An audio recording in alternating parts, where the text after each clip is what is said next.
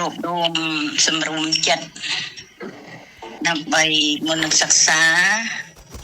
យើងធ្វើនៅបទនមស្ការថ្វាយបង្គំព្រះរតនត្រ័យអ្នកបូតបវៈវៈតោអរហតោសម្មាសម្ពុទ្ធបវៈវៈតោអរហតោសម្មាសម្ពុទ្ធសអ្នកមោតាសភៈកវៈតោអរហតោសម្មាសម្ពុទ្ធសាចាសូមថ្វាយបង្គំគុណចាស់ហើយសូមគោរពបងប្អូនទាំងអស់កូនចៅទាំងអស់ទេណាថ្ងៃនេះដែលយើងចំណាយនៅពេលវេលាគឺថាដើម្បីយើងដកពីកិលេសចំណាយពេលដើម្បីមកសន្សំនៅកុសលធម៌គឺចូលមកសិក្សាដើម្បីកាប់ឆ្ការនៅកិលេសក្រោតក្រៀតក្នុងសន្តានដែលជាមហាកុសលដ៏ធំក្រៃលែងរកប្រមាណពុំបានការធ្វើនមស្ការថ្វាយបង្គំគណៈពេលណាមហាកុសលដ៏ក្រៃលែងដ៏សែនគេថាបុណ្យរាប់ប្រមាណមិនបានហើយតម្រាំទៅដល់បុណ្យយើងបានទទួលនៅអវាទក្នុងការសិក្សារបស់ព្រះសម្មាសម្ពុទ្ធដែលជាការសិក្សាក្នុងការដើម្បីបដិបត្តិបូជាចំពោះព្រះគុណដ៏ធ្ងន់ក្រៃលែងនេះអញ្ចឹងថ្ងៃនេះចិត្តយើងក៏អប់រំឲ្យមូលមានសតិជាគ្រឿងគ្រប់គ្រងដើម្បីយើងផ្ទៀងសិក្សានៅមេរៀនរបស់យើងចានេះជាបុណ្យមួយដ៏ក្រៃលែងណាក្នុងគណៈយើងរៀនអស់1ម៉ោងឬទៅ1ម៉ោងកន្លះនេះបុណ្យរាប់ប្រមាណមិនបាននេះឲ្យស្គាល់ពីថាអ្វីជាបុណ្យចាបុណ្យមានអាស្រ័យនៅលើចិត្តតែចិត្តយើងជាបុណ្យហើយយើងធ្វើអីសិតតែជាផ្លូវល្អបើចិត្តជាអកុសលពូក្តីនិយាយក្តីសិតតែពាក្យអាក្រក់តែពេលនេះយើងលើកពាក្យល្អនៃព្រះសម្ពុទ្ធមកដើម្បីសិក្សាទាំងអស់គ្នាអញ្ចឹងយើងសិក្សានេះគឺសិក្សានៅព្រះអភិធម្មជាធម៌មួយគឺថាអភិប្រែថាធំក្រៃលែងណាអភិប្រែថាធំក្រៃលែងអភិធម្មគឺជាធម៌ដែលធំដ៏ក្រៃលែងអញ្ចឹងព្រោះធម៌ទាំងឡាយជាអនត្តាមិនមែននៅក្រោមឬក្នុងអំណាចនៃការបង្គាប់បញ្ជានៃបុគ្គលណាមួយឡើយដែលចឹងនឹងព្រះអង្គគឺថាការដែលព្រះអង្គទ្រង់ធរមាននៅព្រះអង្គលោកបានត្រាស់ដឹងជាដំបូងព្រះអង្គទ្រង់បានទេសនានៅធម៌ទាំងពួងដែលទ្រង់បានត្រាស់នេះណាទ្រង់បានត្រាស់ដឹងដោយសម្បញ្ញាឃើញទៅតាមនៃភាវៈដោយសេចក្តីពិតហើយលោកមានប្រតិករុណានៃធម៌ករណាដល់ពួកសត្វលោកហើយក៏លោកលើកទៅសម្ដែងនៅព្រះធម៌ហ្នឹងនោះគឺព្រះអង្គគោរពនៅពណ៌ដែលព្រះអង្គត្រាស់ដឹងឃើញនោះដោយបញ្ញាញាណនោះព្រះអង្គពុំបានទេសនានៅធម៌ទាំងព្រះអង្គពុំបានទេសនាថាពណ៌ដែលព្រះទាំងពួងនោះនៅក្រោមអំណាចរបស់ព្រះអង្គឡើយប៉ុន្តែព្រះអង្គទេសនាសូម្បីតែព្រះអង្គមិនបានញ៉ាំងព្រះអង្គមិនបានអាចនឹងញ៉ាំងឲ្យអ្នកណាមួយទេណាផុតទុក្ខឬសម្រេច អ្នកផលនិព្វានបានឡើយគឺព្រះអង្គគ្រាន់តែបង្ហាញនៅធម៌ទាំងឡាយដែលធ្វើដំណើរទៅដើម្បីរួចចាក់ផុតទុកយ៉ាងណាហើយកម្មមានលើកដូចថាពីកម្មនិងផលសាងកម្មហើយតែងតែមានផលឲ្យសត្វលោកនឹងប្រព្រឹត្តទៅទាំងគឺដើម្បីមានការប្រព្រឹត្តទៅប្រតិបត្តិទៅតាមធម៌ដែលព្រះអង្គគឺតែប៉ុណ្ណោះដែលជាបច្ច័យឲ្យអ្នកបដិបត្តិដើម្បីបានសម្រេចអ្នកផលនិព្វាននិងផុតអំពីទុក្ខបានដោយសេចក្តីពិតតែប៉ុណ្ណោះគឺព្រះអង្គមិនអាចជួយយើងអីបានក្រៅពីនឹងទេបើយើងដើរតាមគន្លងរបស់ព្រះអង្គតាមបដិបត្តិរបស់ព្រះអង្គយើងពិតជាផុតចាកទុក្ខមិនខានពាក្យថាផុតចាកទុក្ខនេះអ្នកខ្លះយល់ថានិព្វាននឹងអ្នកខ្លះខ្លាចណាមិនចង់ទៅនិព្វានតែសូម្បីថាប្រាថ្នាទៅនិព្វានហ្នឹងណាផ្លូវទៅតាមនិព្វាននេះណាគឺជាផ្លូវមួយដ៏ប្រសើរដែលយើងត្រូវដើរទាំងអស់គ្នាហ្នឹងណាមិនងាយនឹកបានទៅដល់ទេរាប់អសង្ខ័យកម្រៃ4អសង្ខ័យកម្រៃមួយសែនកាប់យើងគិតមើលមិនងាយតែផ្លូវនេះជាផ្លូវដ៏ប្រសើរគឺធ្វើដំណើរទៅទើបបានជួបនៅសេចក្តីសុខណាជាបន្តទៅមុខទៀតបើយើងខ្លាចនិព្វានហើយយើងខ្លាចរាំងនៅធម៌របស់ព្រះអង្គសម្ដែងថា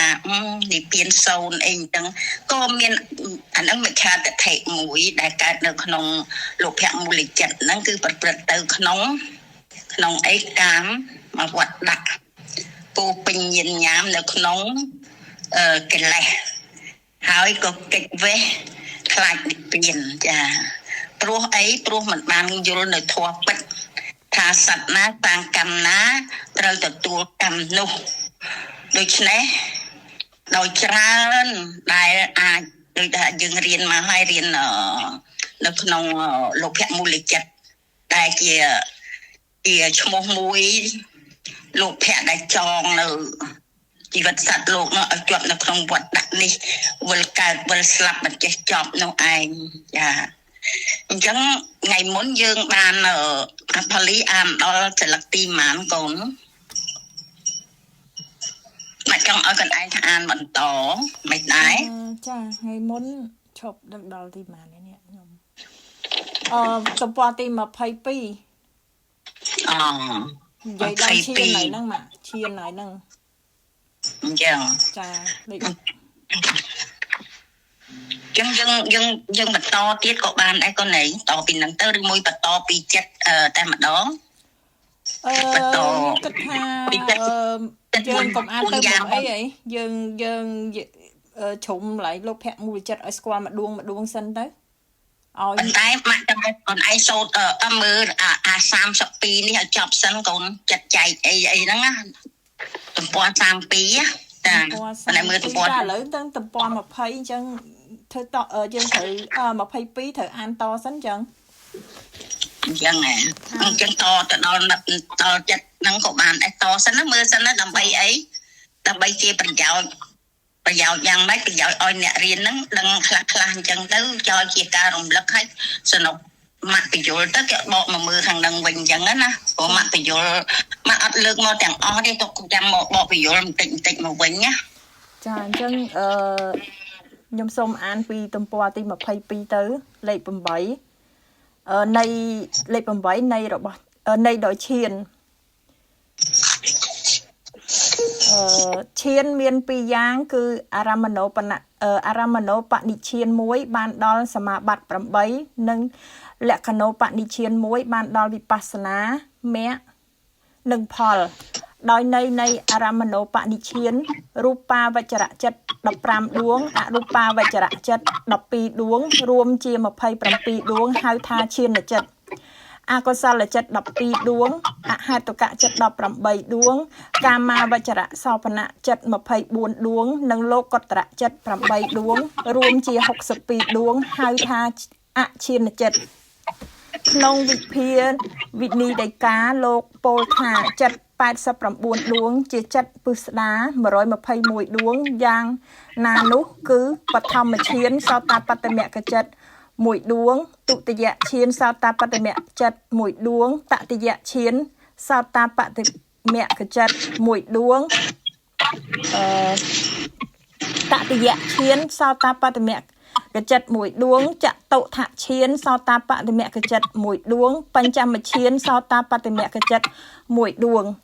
សកតាគាមិមគ្គចិត្តអនាគាមិមគ្គចិត្តអរហត្តមគ្គចិត្តមគ្គនីមួយក៏មាន5ដួងដូចគ្នារួមជាមគ្គចិត្តទាំងអស់20ដួងផលចិត្តក៏មានន័យដូចគ្នាមាន20ដួងរួមទាំងអស់ជាលោកុត្តរចិត្ត40ដួងរូបាវចរចិត្តក្នុងប្រភេទនៃឈានមានបឋមឈានជាដើមយ៉ាងណាលោកុត្តរចិត្តក្នុងប្រភេទនៃឈានមានបឋមឈានជាដើមក៏យ៉ាងនោះដែរព្រមទាំងការប្រកបដោយអង្គឈានក៏ដូចគ្នាសូម្បីអរូបឈានក៏សង្គ្រោះចូលទៅក្នុងបញ្ចមឈានព្រោះហេតុដូច្នោះហើយឈានចិត្តក្នុងឈាននីមួយទើបមានចំនួនចិត្តបឋមឈានចិត្ត11ដួងគឺរូបាវចរចិត្ត3លោកុត្តរចិត្ត8ទុតិយឈានចិត្ត11ដួងគឺរូបាវចរចិត្ត3លោកុត្តរចិត្ត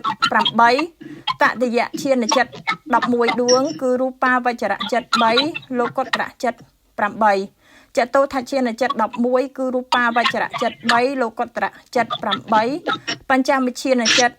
23គឺរូបាវចរចិត្ត3អរូបាវចរចិត្ត12និងលោកុត្តរចិត្ត8ដូច្នេះចិត្តដែលជាឈានចិត្តមាន67ដួង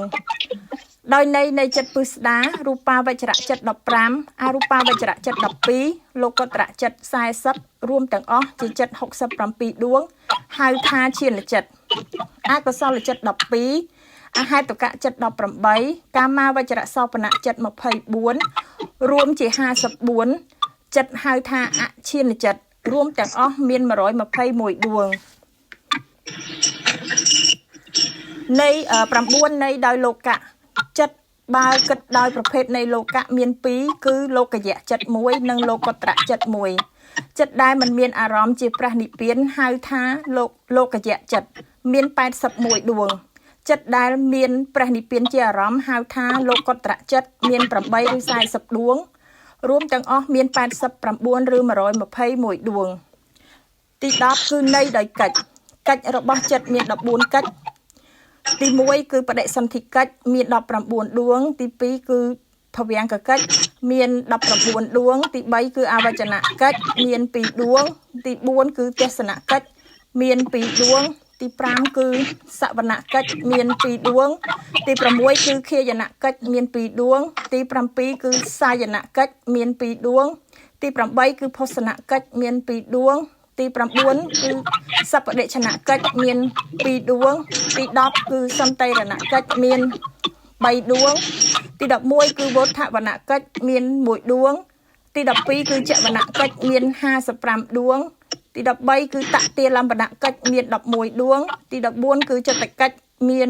19ដួងរួមទាំងអស់មាន89ដួងលេខ11នៃដោយអារម្មណ៍របស់ចិត្តមាន6គឺរូបារម្មណ៍សត្យារម្មណ៍គុណធារម្មណ៍រក្សារម្មណ៍ផោតពារម្មណ៍និងធម្មារម្មណ៍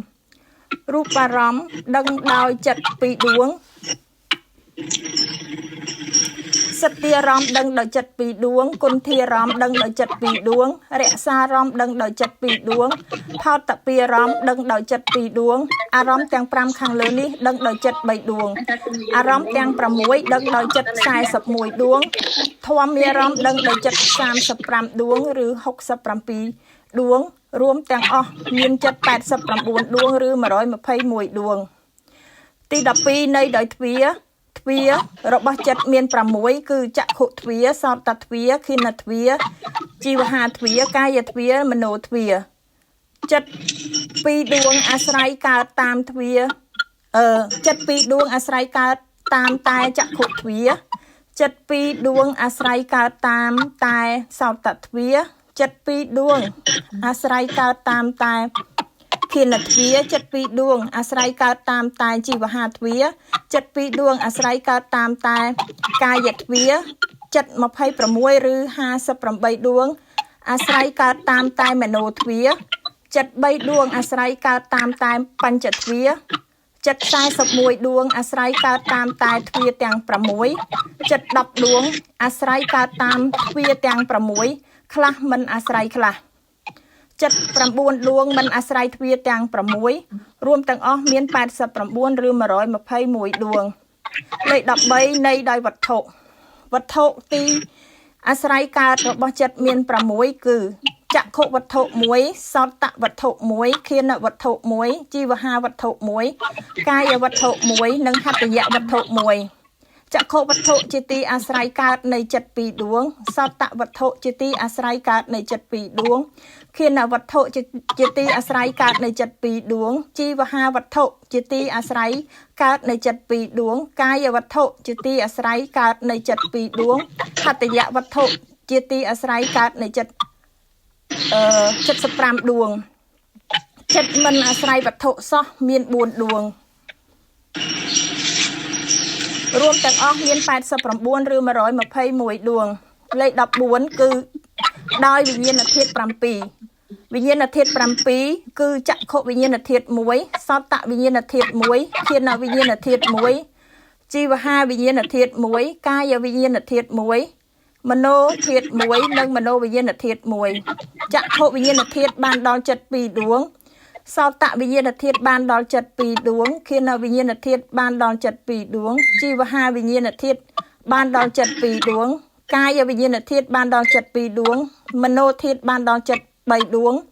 មโนវិញ្ញាណធាតុបានដល់ចិត្ត76ដួងឬ108ដួងរួមទាំងអស់មាន89ឬ121ដួងចប់វិធីចែកចិត្ត14ដួងលេខ14នៃសំទោសទំព័រលេខ30គឺចិត្តបរមត្ត89បរិឆេទទី1ចិត្ត89ចែកចេញជាកាមាវចរៈចិត្ត54មហកតៈចិត្ត27លោកុត្តរៈចិត្ត8នៅក្នុងកាមាវចរៈចិត្ត54ចែកចេញជា3គឺអកុសលចិត្ត12អហេតុកៈចិត្ត18កាមាវចរៈចិត្តកាមាវចរៈសោបនៈចិត្ត24នៅក្នុងមហកតៈចិត្ត27ចែកចេញជា2គឺរូបាវចរៈចិត្ត15អរូបាវចរៈចិត្ត12នៅក្នុងអកុសលចិត្ត12ចែកចេញជា3គឺលោភៈមូលចិត្ត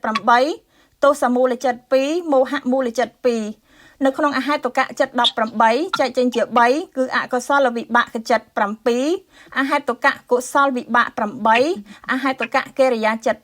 3នៅក្នុងកាមាវចរៈប៉ុណ្ណឹងសិនហើយ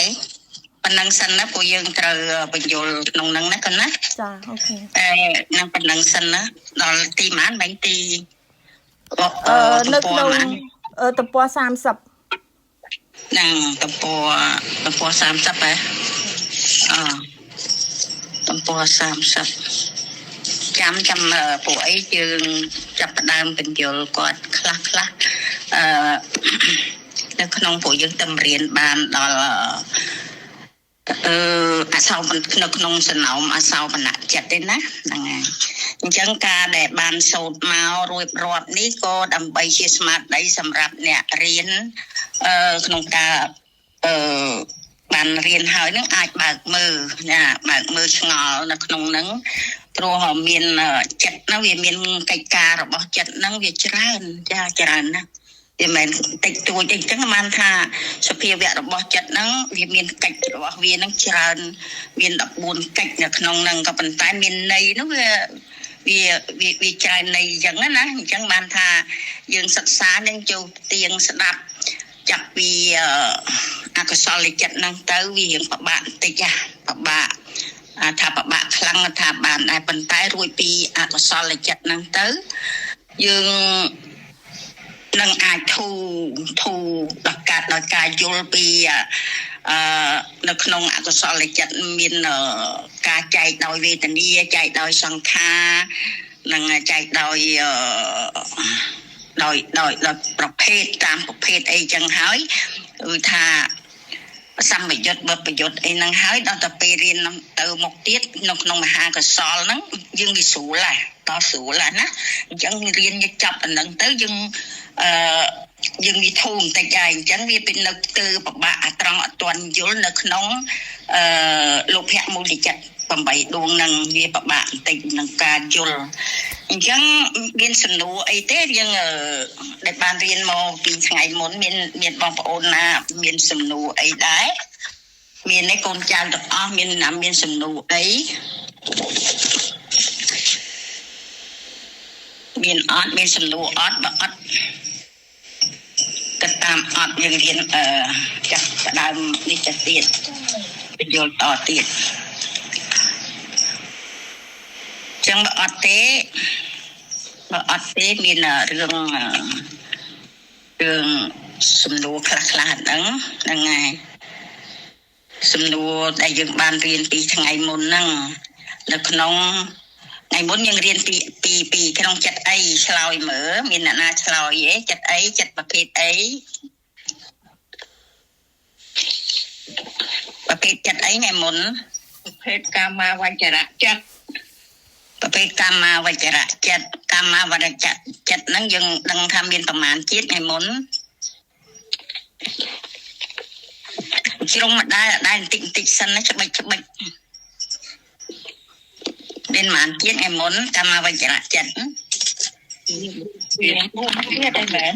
មានកាមាវចរៈចិត្តមាន4ជាតិអីចាជាតិអីខ្លះកូនកុសលជាតិមានកុសលជាតិអកុសលជាតិវិបាកជាតិនិងកិរិយាជាតិចាតាធូបណាយ៉ាងហោចណាស់ក៏យល់បានប៉ុណ្ណឹងដែរអញ្ចឹងហើយបានថាត្រូវរំលឹកឆ្កឹះបន្តិចមកសិនណាដើម្បីឲ្យដិតឲ្យជាប់ឲ្យដឹងថាកាមាវចរៈចិត្តហ្នឹងមាន4ជាតិហើយមិនមែនមានតែក្នុងកាមាវចាអញ្ចឹងកាមាវចរៈចិត្តហ្នឹង4ជាតិដូចណែចិត្ត89ដែរចាប៉ុន្តែនេះវានៅក្នុងកាមាវចរៈចិត្តចង់និយាយចិត្តហ្នឹងចិត្ត4ជាតិដូចគ្នាវា4ជាតិដូចគ្នាហ្នឹងបងប៉ុន្តែគ្រាន់ថាគេចែកជាចិត្តហ្នឹងដែរប្រព្រឹត្តក្នុងភូមិកាមអញ្ចឹងណាចាភូមិកាមណាអញ្ចឹងឥឡូវនេះយើងរៀនថ្ងៃមុនយើងរៀនអកុសលចិត្ត12មានជាតិជាឈ្មោះថាមកអីអកុសលចិត្ត12ឈ្មោះថាអកុសលចិត្តចាជាអកុសលចិត្តស្ដាប់ហើយទៀងណាចាអញ្ចឹងនៅក្នុងអកុសលចិត្តហ្នឹងយើងវាចែកមកជាប្រមាណប្រភេទអកុសលចិត្តមានចិត្តប្រមាណដួងមានចិត្ត12ដួងមានចិត្ត12ដួងចែកជាប្រភេទមានប្រមាណប្រភេទមាន3ប្រភេទចាប្រភេទលោកភៈមូលចិត្ត8ដួងទូប្រភេទទុសមូលចិត្ត2ដួងប្រភេទមោហមូលចិត្ត2ដួងណាចាហើយថ្ងៃមុនយើងរៀនអំពីតែរៀនបាន8ដួងឯណាចារៀនបាន8ដួងក៏អត់ទាន់ច្បាស់អញ្ចឹងនៅក្នុងលោកភៈមូលចិត្ត4ដួងហ្នឹងតើអាចយល់បានដែរហើយឬនៅលោកភៈមូលចិត្តណែតថេកតសម្បយុទ្ធចិត្ត4ដួងណា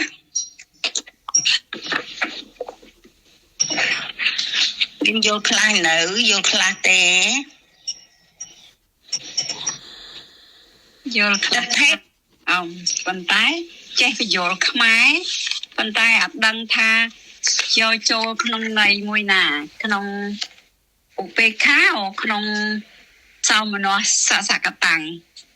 ចេះពយល់ខ្មែរឧទាហរណ៍ថាខ្ញុំហ្នឹងដើរផ្សារឃើញក្អៅហ្នឹងស្អាតណាស្រឡាញ់ពេញចិត្តដូចតែ4ដួង4ដួង4ដួងខាងដើមដែលប្រកបដោយតថេអូនលើកមិញហ្នឹងអាហ្នឹងនេះឯងអាហ្នឹងក្នុងវិបយុទ្ធទេតែ4ដួងខាងដើមណាសម្បយុទ្ធជាមួយតថេកូនសម្បយុទ្ធទិដ្ឋិ អូននិយាយមិញហ្នឹងខ្ញុំយល់អូននិយាយហ្នឹងក្នុងវគ្គប្រយុទ្ធហើយអូខេក្នុងដល់ពេលទិដ្ឋិកតិសម្បយុត្តតាំងទិដ្ឋិវាតាំងសម្បយុត្តជាមួយចិត្តបានដួងទិដ្ឋិសម្បយុត្តជាមួយលោកភៈមូលចិត្តមានប្រមាណដួងបានប្រមាណដួងវាប្រកបជាមួយ4ដួងចាអញ្ចឹង4ដួងហ្នឹងវាមានការយល់ខុសមិនអញ្ចឹងហ៎វាមានប្រកបដោយទិដ្ឋិអញ្ចឹងពាក្យយល់ខុសទីនេះខុសអីខ្លះឥឡូវមានអ្នកយល់បន្តិចចោលតែមកចំនួនក៏បានឯយល់ខុសអីខ្លះយល់ខុសថាឪពុកម្ដាយអត់មានគុណ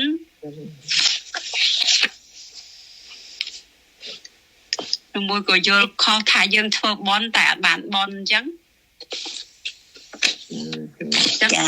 មានអត់អមត្រូវមានអ្នកផ្សេងទៀតអត់យល់ខុសថាម៉េច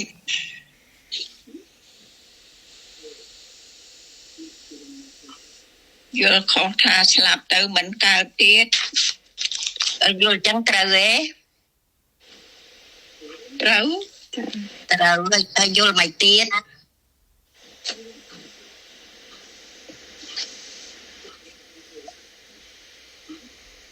យល់ខុសថាអត់មានព្រះពុទ្ធនៅក្នុងលោកចាអីប៉ទេ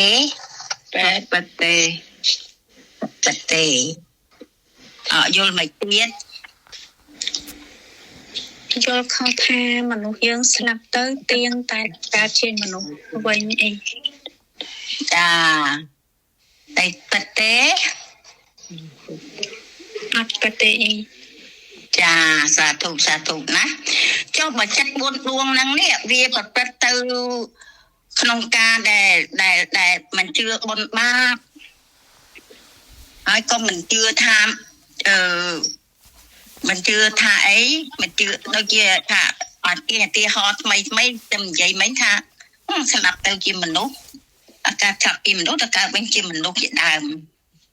ឬក៏ធ្វើបុណ្យមិនបានបុណ្យឬក៏យើងយល់ថាម៉ែឪមិនមានគុណ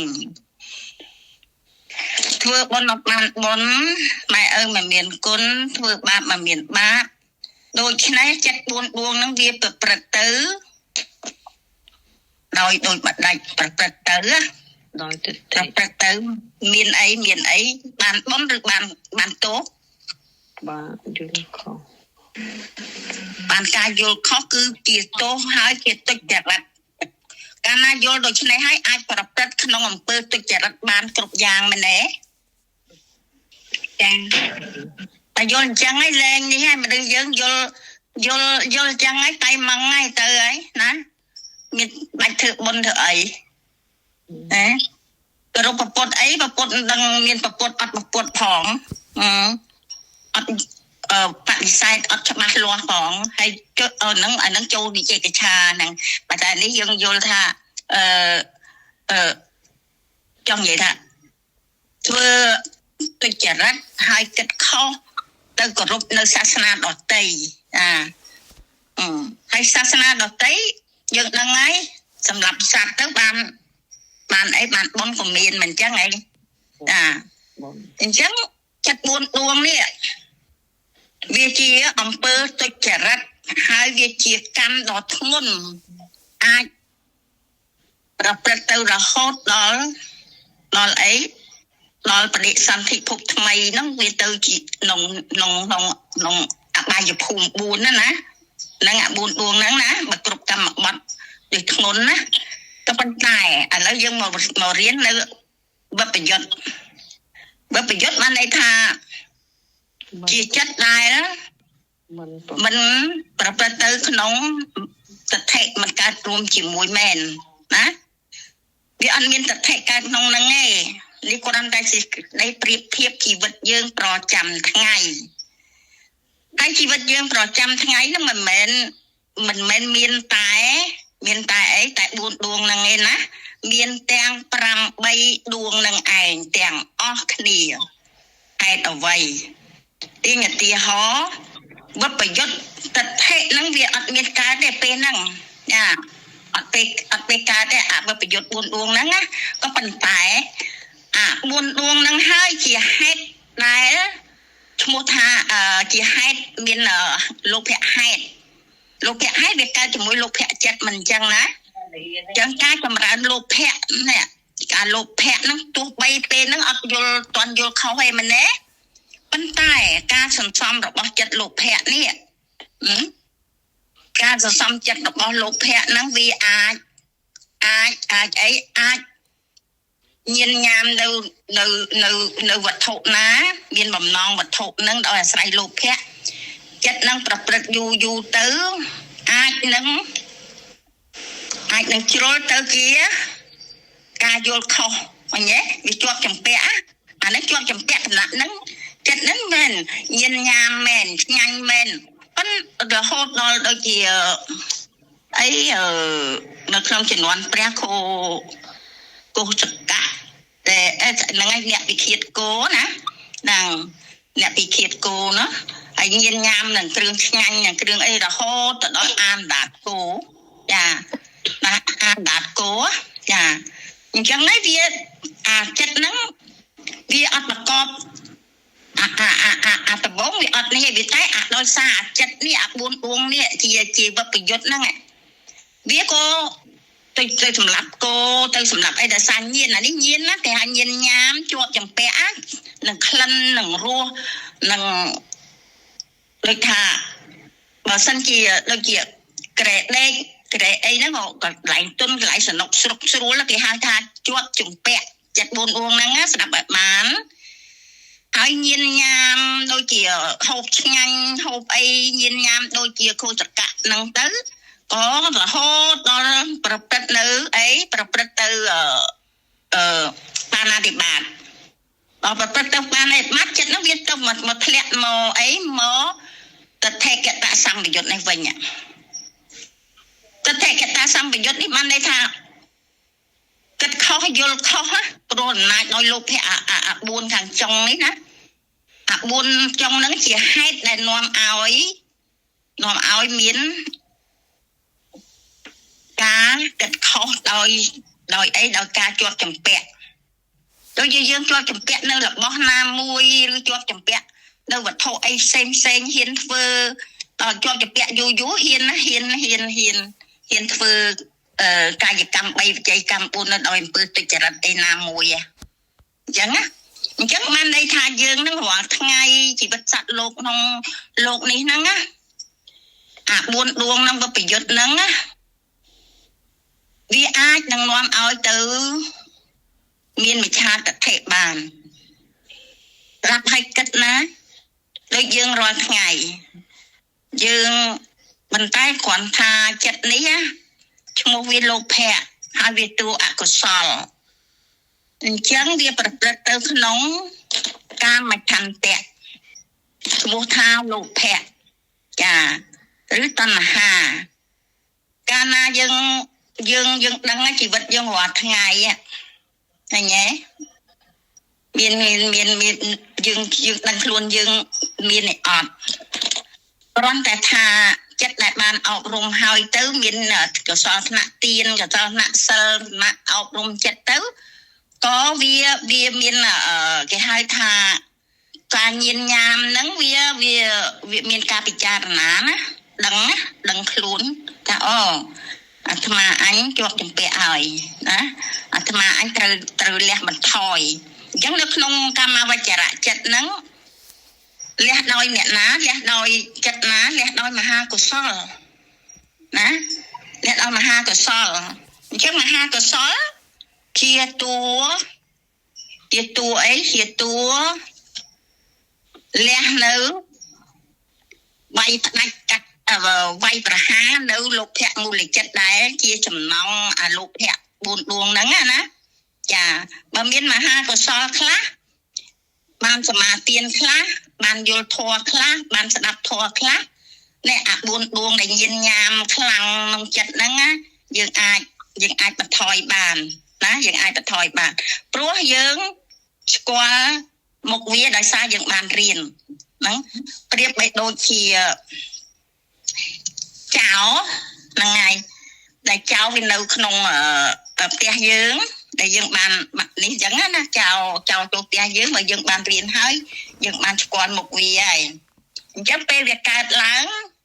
អាកិលេសហ្នឹងប្រៀបដូចជាចោលដែលសង្ងំក្នុងរាងកាយយើងណាផ្ទះយើងហ្នឹងប្រៀបដូចជាយករាងកាយយើងទៅបដូរក្នុងផ្ទះអញ្ចឹងក្នុងផ្ទះយើងហ្នឹងណាវាពោពេញទៅដោយចោលគឺកិលេសនឹងឯងហ្នឹងតែបើយើងបានសិក្សាទៅយើងឃើញថាវាស្គាល់មុខវាពេលវាងើបមកការជាប់ចម្ពាក់ខ្លាំងហ្នឹងហើយពេលណាវាជាប់ចម្ពាក់ក្នុងរសខ្លាំងយើងគិតថាអាហ្នឹងវាតួអីតួកិលេសជាគ្រឿងញៀនញ៉ាំឬយើងចង់បាននៅវត្ថុអ្វីដោយអា4ដួងហ្នឹងมันប្រកបដោយតថេអីដំបូងណាចាប៉ុន្តែដល់តែពេលយើងបានចង់បានខ្លាំងចង់បានរបស់នឹងដើម្បីបំពេញកិលេសរបស់ខ្លួនណារហូតទៅដល់ហ៊ានលួចហ៊ានអីគេមកព្រោះអីព្រោះมันមានមហាកុសលនៅក្នុងចិត្តมันមានចិត្តជាកុសលដោយมันបានសមាទានសិលក្តីហ្នឹងណាហ្នឹងហើយកុសលបានដល់អីបានដល់ថ្នាក់សិលបើអ្នកចិត្តបានអប់រំក្នុងសិលហើយក៏ដឹងនៅទោសរបស់ការញៀនញ៉ាមនឹងឯងញៀនញ៉ាមហ្នឹងណាព្រោះអីព្រោះចិត្តហ្នឹងវាជាប់ចម្ពាក់នៅក្លិននៅរសតាមទ្វាទាំង5ទាំង6ទ្វាហ្នឹងឯងអាមួយនឹកគិតណាតិចទៀតយើងរៀនដល់ទាំងហ្នឹងហើយទៅសប្បាយទៅយល់ទ្វាឃើញទ្វាលឺទ្វាធំក្លិនទ្វាអីហ្នឹងណាធម៌ទាំងព្រោះអីធម៌ទាំងឡាយវាកើតមកនោះវាមានបច្ច័យតាក់តែងជាមួយនឹងចេតសិកដែរចេតសិកល្អចេតសិកអាក្រក់អីចឹងណាហ្នឹងហើយអញ្ចឹងដោយឲ្យគិតអញ្ចឹងហើយក៏អំណាចលោភៈហ្នឹងអញ្ចឹងបានថាយើងសក់ថ្ងៃហ្នឹងណាសូម្បីតែអ្នករក្សាសិលក៏ដោយតែបើមិនបានស៊ីជម្រៅទេសិលនៅស្ទាបអង្អែលទេក៏វាអាចធ្វើឲ្យយើងវង្វេងដែរណាងវង្វេងតិចទៀតយើងរៀនចេតសិកទៀតឈ្មោះស្អីមោហៈចេតសិកវាមានចង្កោមវានាំឲ្យយើងវង្វេងណាអញ្ចឹងចាំមើលដល់យើងរៀនចេតសិកដឹងណាមានមោហៈចេតសិកហ្នឹងវាទៅចូលរួមពេលណាលោភៈមូលចិត្តហ្នឹងវាកើតឡើងជាប់ចម្ពាក់នឹងអីមួយហើយពេញចិត្តខ្លាំងហើយប្រាថ្នាខ្លាំងហើយខណៈនោះអាមោហៈចេតសិកហ្នឹងវាទៅជួយឲ្យកម្លាំងឲ្យវង្វេងលែងដឹងបុណ្យលែងដឹងបាបណាដល់តែលែងដឹងបុណ្យដឹងបាបនៅណាវាធ្លាក់មកក្នុងតថេកតសម្បយុត្តចិត្តញ៉េវាឲ្យយើងមានទោសធ្ងន់សន្សំបាបសន្សំអីនៅក្នុងអាទិត្យ4ដួងនេះណាពេលខ្ញុំនិយាយប៉ុណ្ណឹងយល់ទេសួរសិន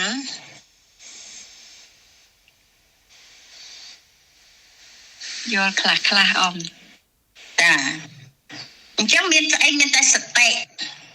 ណាមានតែសតិនៅក្នុងមហាកុសលដែលកើតឡើងនឹងកាត់ផ្ដាច់នៅ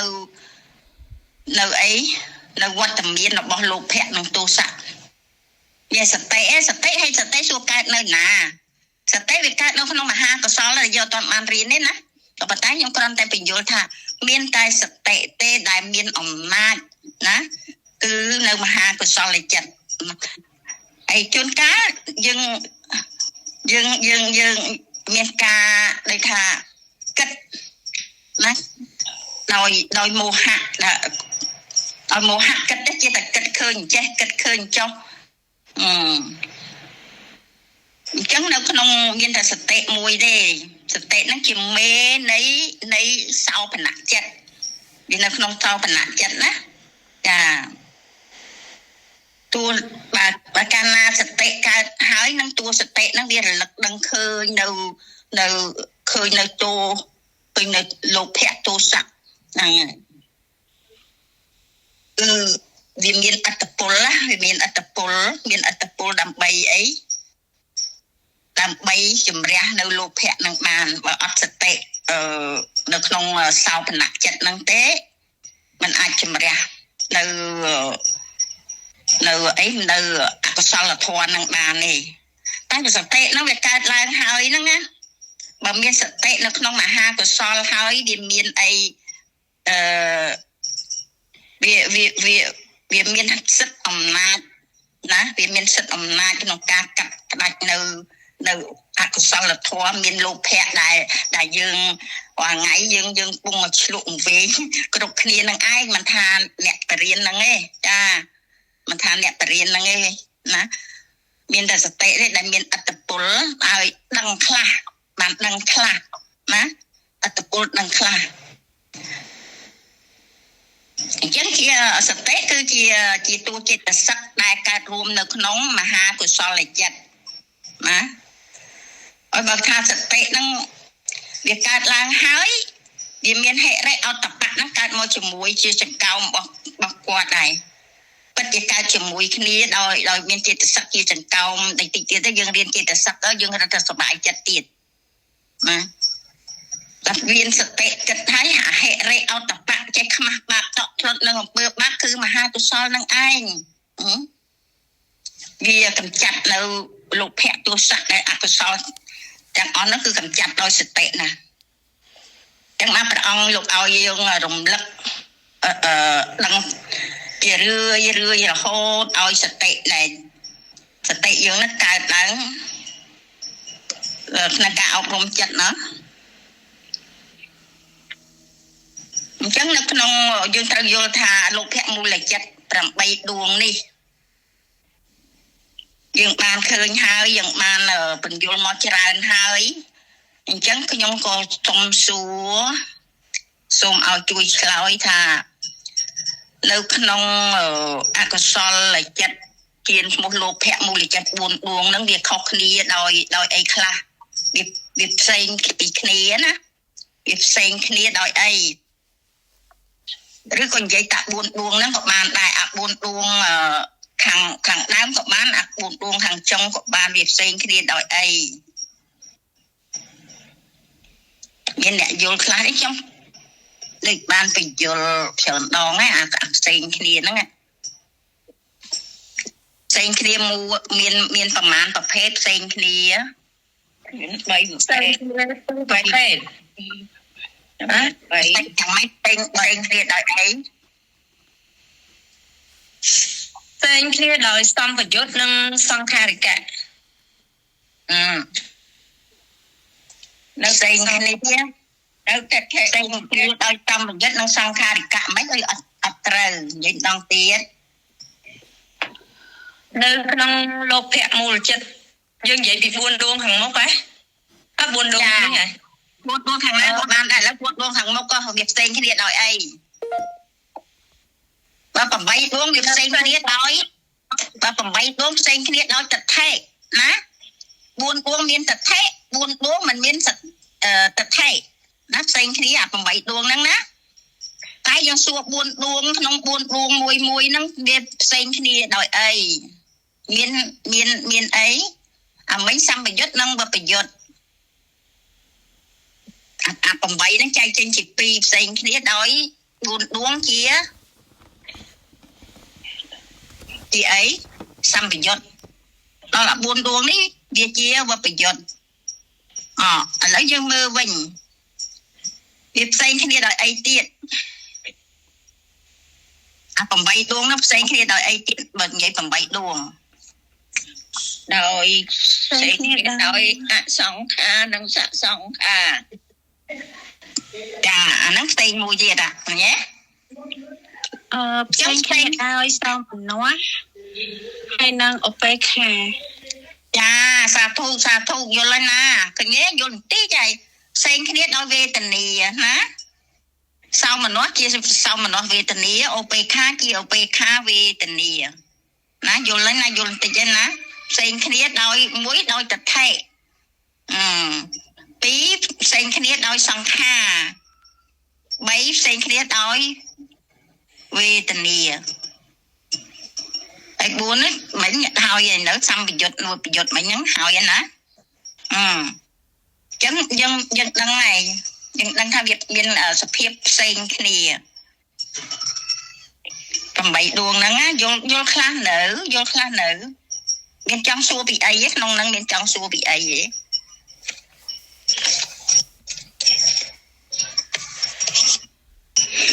តិចទៀតហ្នឹងយើងរៀនចប់អកុសលយើងរៀនអហេតុកៈចិត្តអហេតុកៈចិត្តហ្នឹងវាជាចិត្តអសោបណៈហ្នឹងតែយើងអត់ទាន់ចូលទោសៈទេឥឡូវហ្នឹងលោភៈ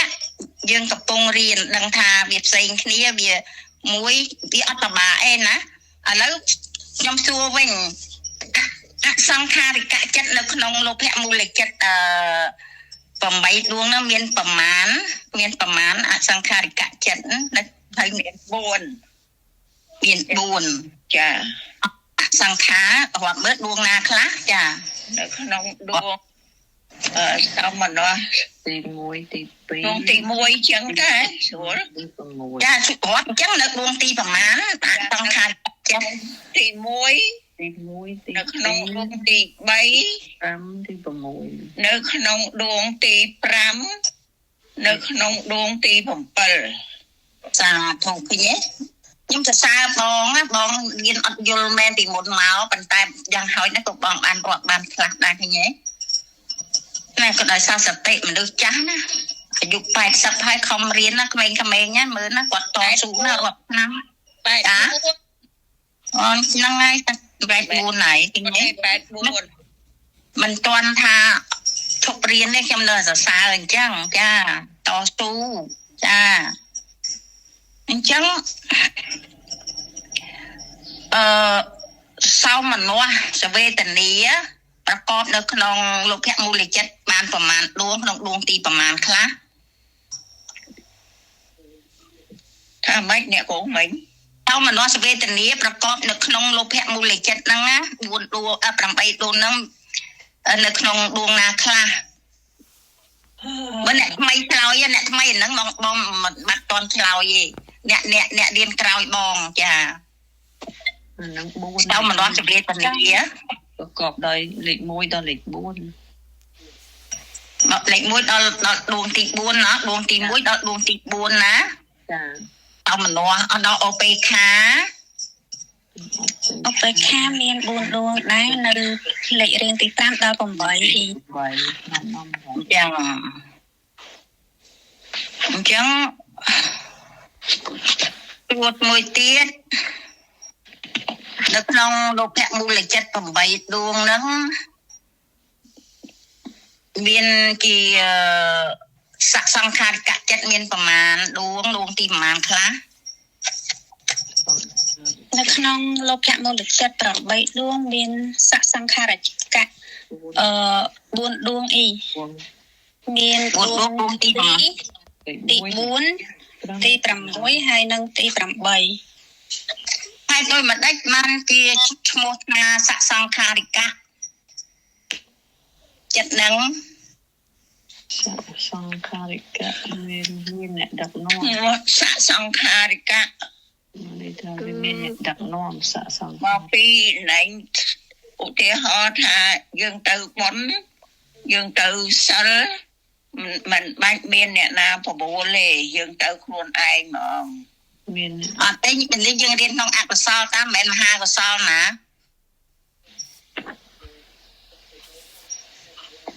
ចឹងសង្ខារនេះឆ្លើយផ្សេងអញ្ចឹងចាសំណួរម្ដងទៀតមើលអ្នកគ្រូសំណួរថាដូចជាទីហោចិត្ត4ដួងខាងដើមវាជាមច្ឆាតថេណាអមិច្ឆាតថេហ្នឹងមានដួងទី1វាជាអសង្ខារិកៈដួងទី2ជាសង្ខារិកៈមច្ឆាតថេគឺប្រព្រឹត្តខុសចាប្រព្រឹត្តខុសធ្វើនៅអំពើទុច្ចរិត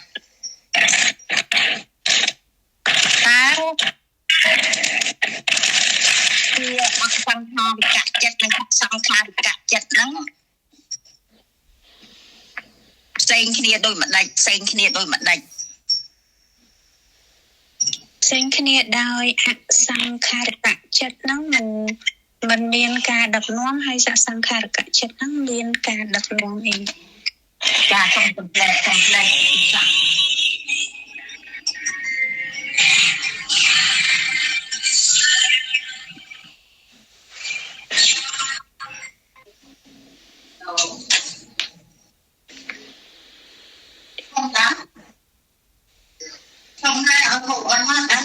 phong của đi xong đâu nhỉ tia ho môi mở bây ở dân vô Scott ở vô nông nắng miền na tia ho bàn đấy rồi ní chi bơ tự chả rạch không ở tia ho tha chết bàn ớt bóng nhà tia ho đó đe prọc sâu mùi ăn tư đôi sâu mà nó về tận nè mìnhประกอบโดยการโยนพกมีการรวมอันนั้นต้องตรง coffee หินโล ก็ปีน អ្នកគ្រូសូមឧទាហរណ៍មួយហ្នឹងហើយ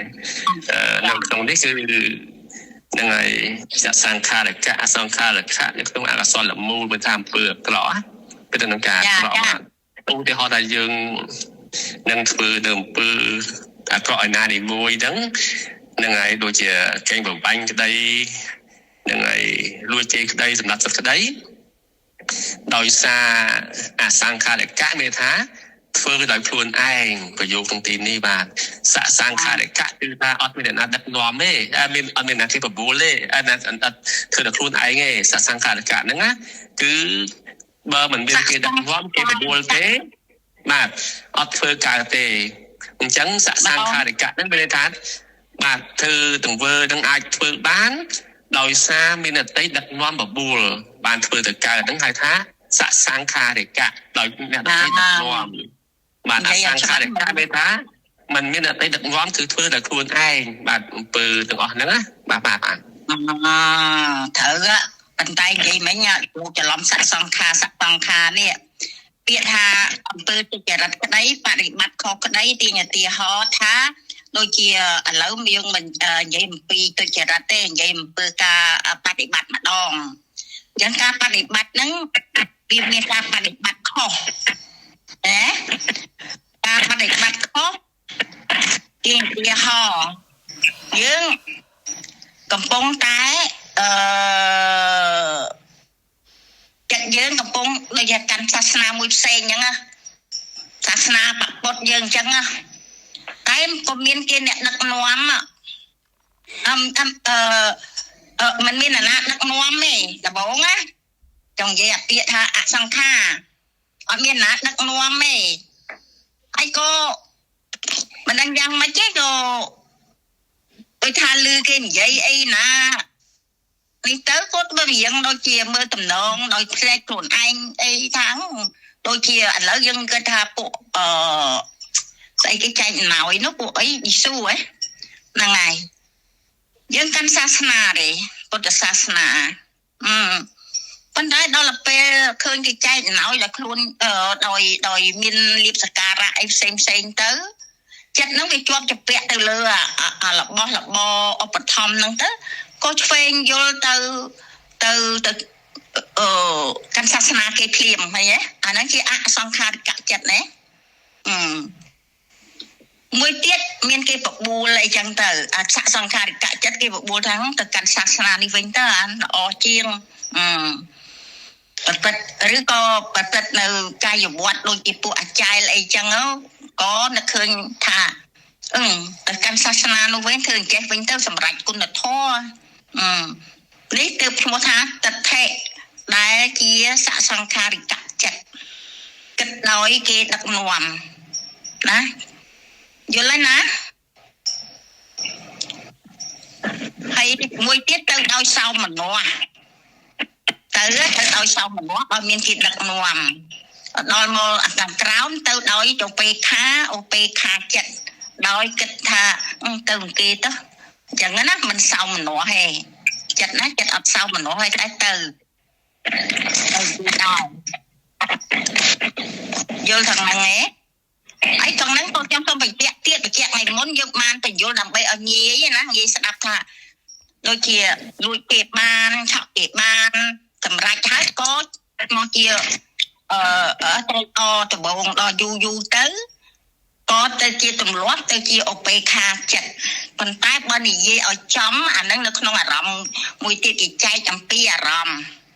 ណាឲ្យយល់អារម្មណ៍វាមាន2អារម្មណ៍របស់ចិត្តមាន3ទាំងអស់ណាមាន4នោះតាមពិតទៅអារម្មណ៍ហ្នឹងវាអញ្ចេះ មានអដ្ឋមជ្ឈតារម្មណ៍ឬហៅថាអដ្ឋារម្មណ៍អារម្មណ៍ល្មមបណ្ដាលវាថាល្អសบายដែរប៉ុន្តែកណ្ដាលមួយទៀតអតិអដ្ឋារម្មណ៍អារម្មណ៍ល្អក្រៃលែងអានេះចេះទៅវិញណាហ្នឹងអាហ្នឹងនិយាយពីអារម្មណ៍វិញអញ្ចឹងការពីដំបូងលួចឆក់គេបានហ្នឹង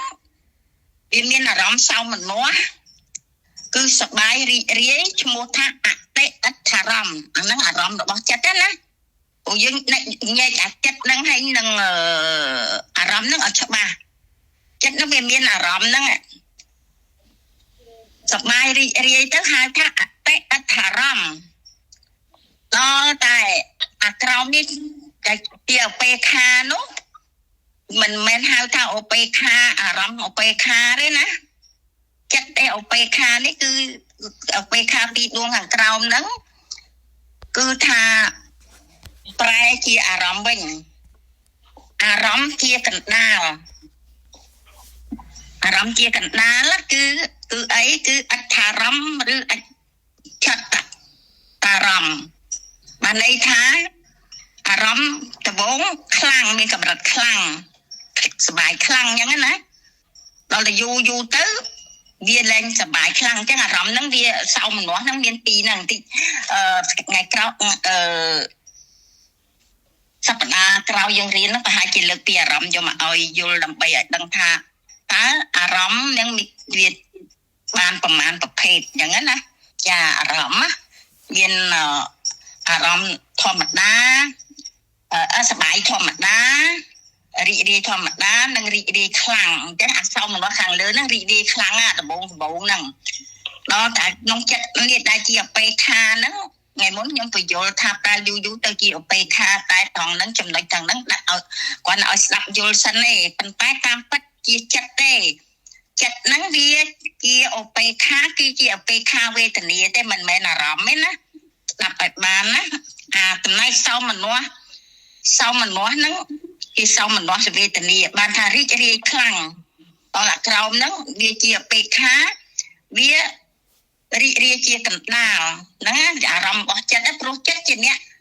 ដឹងនៅអារម្មណ៍អញ្ចឹងវត្ថុដែ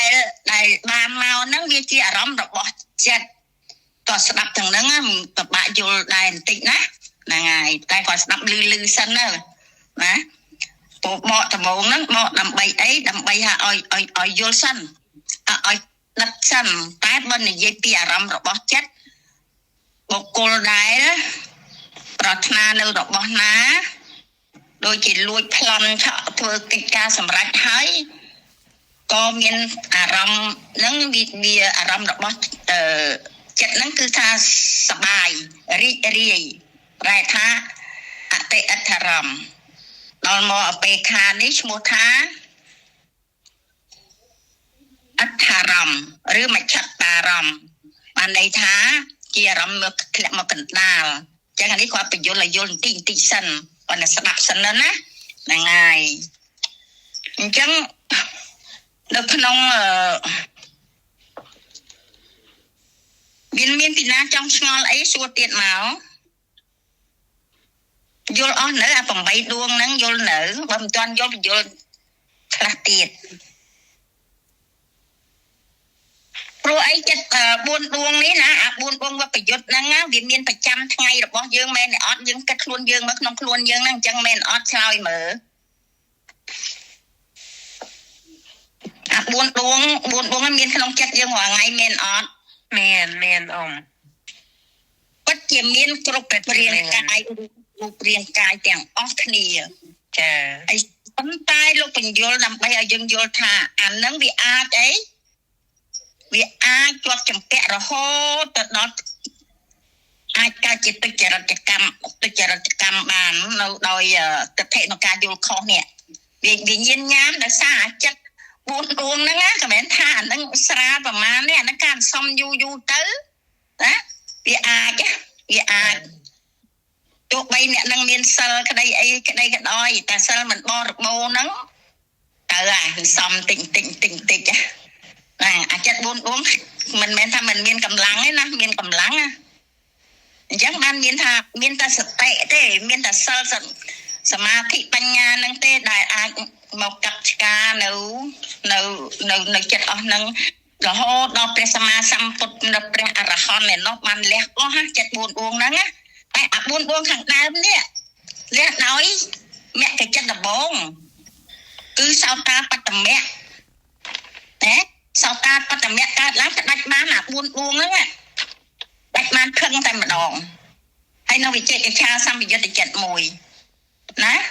នឹងនៅសោតាសកតិវិមៈលះបានអីលះគាត់ថាធ្វើឲ្យស្រាលស្ដើងឯងអា5ដួងហ្នឹងណាដល់អនាគាលោកលះបានមកកម្រិតទៀតមានកាមរាគៈអីនឹងជាដើមរូបរាគៈអរូបរាគៈដល់អរហត្តមៈទើបកាត់ផ្ដាច់ទិដ្ឋិកតៈវិបយុទ្ធចិត្ត4នឹងបានព្រះអរហន្តណាព្រះអរហន្តណាមែនអា4នឹងស្រាលទេត្រូវព្យាយាមអា4ដួងនោះមិនមែនទេកុំយើងគិតថាអា4ដួងនោះអត់ប្រកបមួយទិដ្ឋិអញ្ចឹងល្អយល់ត្រូវអត់មាននៅកើតនៅហ្នឹងយល់ត្រូវនៅមហាកុសលឯណែកើតដល់បញ្ញាតែបញ្ញាកើតឡើងហើយមានសតិកើតឡើងហើយដោយសារអីបានមានសតិកើតឡើងទោះតែយើងខំព្យាយាមពីឥឡូវហ្នឹងទៅអញ្ចឹងឲ្យស្ដាប់ផងរៀនផងអញ្ចឹងទៅណាព្រោះចិត្តនឹងចេតសិកណាវាមានក្រុមរបស់វាអា12ដួងហ្នឹងវាអីវាមានក្រុមអាក្រក់របស់វានោះ14ដួងគឺចេតសិកណាចេតសិកហ្នឹងវាមករកគួនក្នុងចិត្ត12ដួងហ្នឹងបានជាវាឈ្មោះផ្សេងធ្វើឲ្យចិត្តហ្នឹងមានដល់ទៅ12ដួងបានន័យថាចិត្តហ្នឹងវាត្រូវអីត្រូវអាចេតសិកអាក្រក់ហ្នឹងណាគ្រប់ពណ៌ហ្នឹងណាវាមាន14ចេតសិកណាតែវាមិននៅជាមួយចិត្តណាចិត្តហ្នឹងឈ្មោះហ្នឹងហើយដូចជាមេវាមានលោភៈហេតុទោសៈហេតុនិងមោហៈហេតុ3ហ្នឹងចំណែកឯខាងហេតុល្អអលោភៈហេតុអទោសៈហេតុនិងអមោហៈហេតុអញ្ចឹងអទោសៈហេតុអមោហៈហេតុអទោសៈហេតុហ្នឹងអមោហៈហេតុហ្នឹងវាអត់ដែលទៅកើតជាមួយនៅក្នុងអកុសលចិត្ត12ហ្នឹងឯងណាវាកើតជាមួយនឹងមហាកុសលអញ្ចឹងយើងរៀនសំតិទៀតស្ទាបកុំធុញទ្រាន់គាត់ណាឲ្យស្ដាប់សិនទេខ្ញុំលើកឡើងនេះនោះណាចឹងកាត់ប្រាំយល់តិចអ៊ំកាត់ប្រាំយល់តិចឯណាចាហាងយល់ហើយយល់ពីអសង្ខារកាំងហ្នឹងក៏ចាប់ផ្ដើមយល់ហើយចេះចំ8ដួងហ្នឹងហាងយល់ច្រើនឥឡូវហ្នឹងអត្តន័យអញ្ចឹងអត្តន័យវានេះហ្នឹងចាសាធុក៏ខ្ញុំសប្បាយចិត្តណាលីសូយល់ណាទោះបីយល់តិចយល់ច្រើនក៏យើងរៀនទៅមុខទៀតគឺយល់តែម្ដងចាមុនដំបូងអត់និយាយថាមកយើងអត់សូវយល់អត្តន័យជាពិសេសពីអសង្ខារកាំងហ្នឹងនៅអត់ទាន់យល់ប៉ុន្តែអមបញ្យល់តែអញ្ចឹងទៅឥឡូវចាប់ផ្ដើមទៅចាប់បានហើយក្នុងអត្តន័យដែលអមលើកឡើងមកតែហ្នឹងគឺដូចឥឡូវហ្នឹងចាប់បានខ្លះអមចាសាធុមានកម្លាំងអ្នកបរៀនណាលីសូរៀនយល់ចឹងសប្បាយចិត្តខ្លាំងណាមិនមែនសប្បាយចិត្តមុំទេព្រោះខ្ញុំចង់បង្រៀននឹងវ័យខ្ញុំវាចាស់ហើយមិនដឹងជានៅថ្ងៃស្អែកក៏មិនទៀងស្អែកក៏អត់ទៀងដូច្នេះចំណៃដល់ល្អវត្ថុដល់ល្អជាមាសជាពេជ្រជាកែវជាកងវានិយាយថាតម្លៃមិនស្មើនឹងព្រះធម៌ដែលខ្ញុំចែកទៅនេះទេអត់ស្មើទេចឹងហើយបើខ្ញុំនៅមានឱកាសខ្ញុំនៅមានស្មារតីព្រោះយើងចាស់ហើយយើងអត់ទៀងថាតើយើងត្រូវបញ្ចប់ថ្ងៃណាយើងអត់ត្រូវថាដឹងថាសតិយើងនឹងវារលត់បាត់សញ្ញាពេលណាណាព្រោះវាចេះតែរលត់ទៅហើយនេះខ្ញុំខំបង្រៀននឹងដើម្បីអីដើម្បីពង្រឹងស្មារតីខ្លួនឯងនឹងឲ្យមានសតិកុំឲ្យវង្វេងផងចាយើងវាដល់កន្លែងហើយវាដល់កន្លែងចុងក្រោយនៃជីវិតហើយថាយើងត្រូវធ្វើអីហើយថាសួរថាខ្ញុំនឹងដូចថាចេះច្រើនណា ជាធម្មមេចាអីក៏ខ្ញុំអត់មានគិតថាខ្ញុំជាអ្នកចេះដែរព្រោះឥឡូវហ្នឹងរៀនយូរទៅអូនរៀនដំបូងអូនបដិបត្តិដំបូងអូនថាយើងអ្នកចេះអ្នកឆ្លាត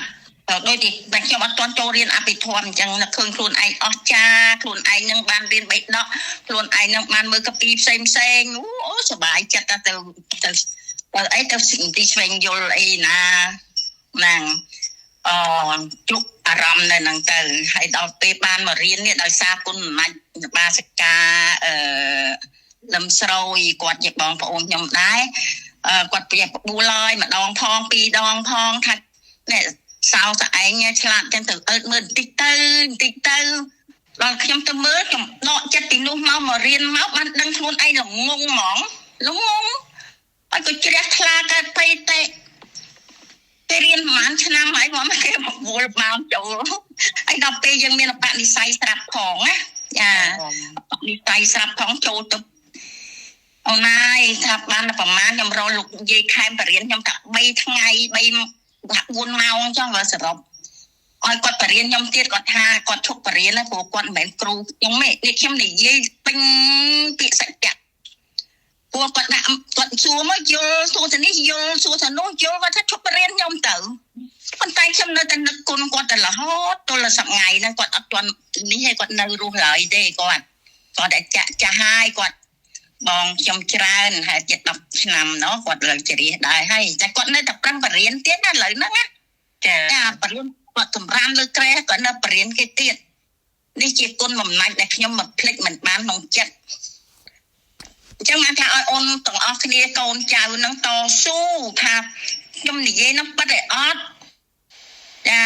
តស៊ូថាលមើមិនក៏តសើអីតសើក៏គុណនៃក៏គុណម៉ែអញ្ចឹងណាតែអ្វីដែលធ្វើឲ្យជីវិតយើងភ្លឺស្វាងយើងសប្បាយជាងទ្រព្យសម្បត្តិក្នុងโลกនេះឆ្ងាយណាស់គេហៅអរិយទ្រព្យចាអូនណាហ្នឹងហើយនេះគ្រាន់តែលើកឡើងដើម្បីជាកម្លាំងចិត្តឲ្យអ្នកសិក្សាទាំងអស់នឹងព្យាយាមហើយខ្ញុំនៅតែសរសើរបងប្រហែលអ្នកគាត់រៀនមួយខ្ញុំទោះបីថាគាត់រៀនមួយខ្ញុំឆ្នាំមែនក៏ប៉ុន្តែកាន់ឆ្នាំមែនក៏ប៉ុន្តែគាត់មិនយល់ទោះបីគាត់មិនយល់យ៉ាងណាក៏ដោយគាត់ខំតស៊ូមករហូតទល់វគ្គនេះគាត់ចូលទៀតចាអរគុណបងអរគុណសាធុបងចាមកពីអ៊ំដែរអ៊ំខំអ៊ំទោះបីគ្រប់គ្នាមិនយល់អ៊ំនៅព្យាយាមអត់ធុញរឿងអីកូនសិស្សត្រូវធុញវិញទោះបីអត់ទៅយល់ប៉ុន្តែក្នុងចិត្តថាអូយអ៊ំក៏ខំប៉ុណ្ណឹងហើយគ្រាន់យើងគ្រាន់តែអ្នកគាត់ចង់ឲ្យយើងចេះហើយយើងជាអ្នកចង់ឲ្យចេះខ្លួនឯងហ្នឹងហើយអីក៏មិនត្រូវខំចេះតែនឹកអញ្ចឹងអ៊ំអូនដឹងទេខ្ញុំមកតែបើកវគ្គបរៀននៅដោយសារលោកក្មួយរឹកនេះគាត់នៅក្នុងនឹងស្រាប់ហ្នឹងគាត់ណែនាំខ្ញុំឲ្យទៅបរៀននៅវត្តគង់ជនខ្ញុំចំណាយប្រាក់អស់រាប់ពាន់ណាអូនចាហើយចំណាយដើម្បីកន្លែងរៀនតុករៀនសាលាដើម្បីរៀនហ្នឹងគឺទិញទាំងសភៅទិញទាំងកតាបអីឧបត្ថម្ភដល់ប្រសង់ផងបញ្ចក់ផងគ្មានឲ្យមកតែខ្លួនចាស់តែចង់ចំណាយអ្វីដែលជាពុទ្ធិកាដែលជាថាវាមានតម្លៃយ៉ាងម៉េចដោយថារត់កាត់ថ្លៃមិនបានហ្នឹងចង់ឲ្យគេចេះជាពិសេសដោតឈ្មោះធំជាងគេគឺព្រះសង្ឃចាពេលហើយព្រះសង្ឃណារៀនយូរទៅនៅក្នុងវត្តហ្នឹងនៅសល់មួយអង្គតែបានលោកពីព្រៃអាស័យលោកមុនមកណាបានប្រហែលជា1ម៉ោង2ម៉ោងអត់ដែរចាតែក្នុងលោកក្នុងវត្តហ្នឹងឈប់អស់នៅសល់មួយអង្គឯសប្ងៃហ្នឹងហើយឮថាចង់ចូលដែរតែដឹងមិនទេអត់បញ្ចូលលោកដែរតែពេលលោកចូលលើកមុននោះប្រហែលជាស្ដាច់ហើយក៏មិនដឹងឯងកូនខ្ញុំចានេះគ្រាន់តែលើកឡើងដើម្បីជាកម្លាំងចិត្តទាំងអស់គ្នាថាតើព្រះអភិធម្មនេះវាអស្ចារ្យប៉ុណ្ណាណាព្រោះអីមិនមែនឆ្ងាយពីជីវិតយើងទេសិក្សាដើម្បីឲ្យស្គាល់នៅកិលេសដែលខ្លួនយើងកំពុងតែ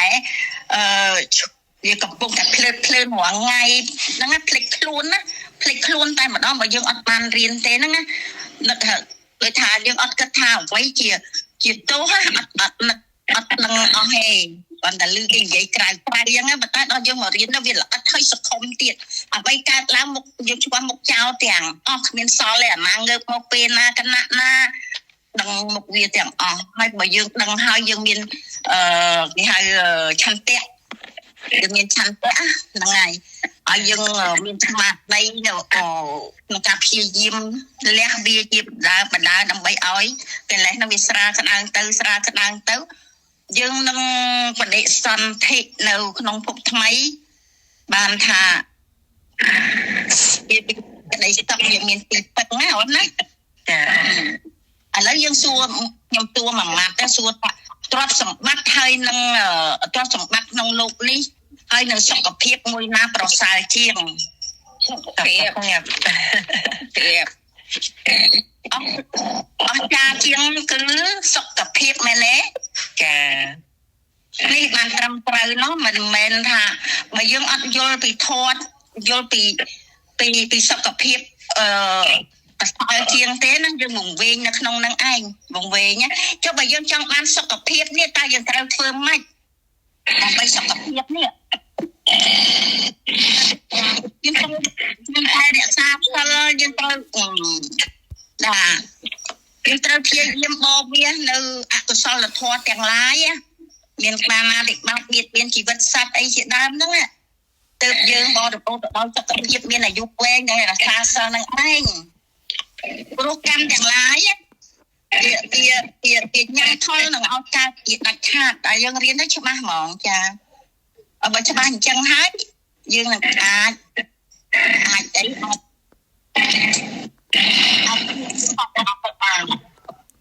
សុំទោសមកដល់ម៉ោងហើយដល់ម៉ោងហើយអញ្ចឹងណាអញ្ចឹងយើងចាំបន្តទៅលើកក្រោយទៀតទៅខ្ញុំសប្បាយចិត្តណាបានយល់ខ្លះអញ្ចឹងណាចាព្រោះអីខ្ញុំខ្លាចចាធុញរត់ចោលអស់ដោយលោកខ្ញុំគិតថារៀនប្រសងនៅវត្តហើយកូនជន់នោះដោយអត់ចូលអញ្ចឹងលោកដឹកអៀនអញ្ចឹងណាចាអញ្ចឹងដល់ម៉ោងហើយយើងចាំសប្តាហ៍ក្រោយយើងជួបគ្នារៀនពីទស្សនមូលចិត្តម្ដងណាចាអញ្ចឹងខ្ញុំធ្វើនៅកម្មាទោសទៀតណាទាំងអស់គ្នាទោសឯណាដែលខ្ញុំព្រះករុណាធ្វើឲ្យភ្លាំងធ្លាប់ហើយក្នុងព្រះពុទ្ធព្រះធម៌ព្រះសង្ឃជាម្ចាស់សូមព្រះពុទ្ធព្រះធម៌ព្រះសង្ឃជាម្ចាស់អត់នៅទោសនោះដល់ខ្ញុំព្រះករុណា